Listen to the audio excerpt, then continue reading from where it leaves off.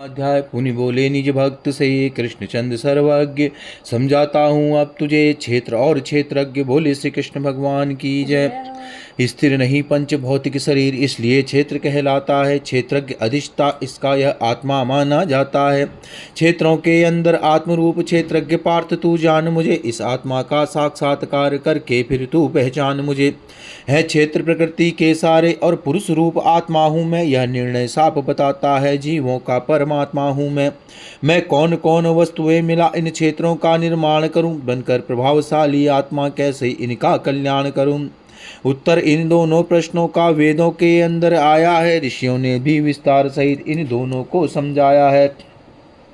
इनका निर्णय अच्छी प्रकार पुनि ब्रह्म सूत्र में आता है, मैं वही तुझे समझाता हूँ जो ब्रह्म सूत्र बतलाता है।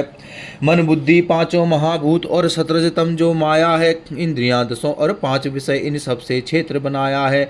सुख दुख देश धारण शक्ति, जब यह सारे मिल जाते हैं, चेतना कामना सब मिलकर इसके विकार कहलाते हैं।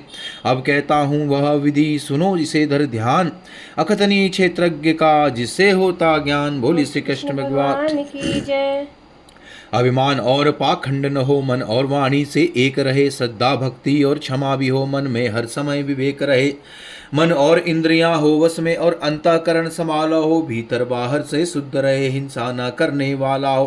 तीनों लोकों के भोगों में वैराग्य से उत्पन्न हुआ, तज अहंकार खोटे विचार शुभ भावों से संपन्न हुआ। यह जन्म मरण रूपी संकट जो पीड़ित बारंबार करे, उसके दुखों और दोषों का नित बारंबार विचार करे।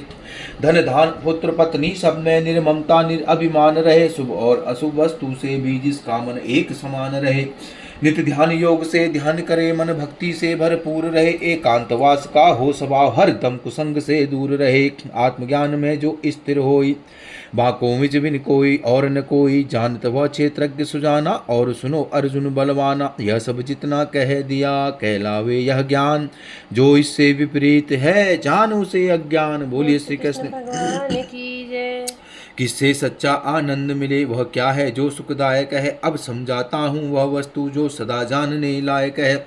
ना उसे सत्य कह सकते हो, ना ही असत्य कहलाता है। कहते हैं उसको परम ब्रह्म सुख रूप घनादि विधाता है। सिर हाथ पांव मुख नेत्र कान उसने सब में फैलाए हैं। व्यापक व्यापक उसी में जग सारा, उसने सब जीव बनाए हैं। उसके इंद्रियां नहीं कोई, पर सबके विषय जानता है। वह है असंग और मोह रहित, फिर भी जीवों को पालता है। कहते हैं उसको गुणातीत, मानो तीनों गुण त्यागी है, पर अपनी माया से इनके सारे भोगों का भोगी है। आप चराचर और इनके बाहर भीतर भरपूर भी है। सूक्ष्म होने से अभिज्ञेय और पास भी है और दूर भी है।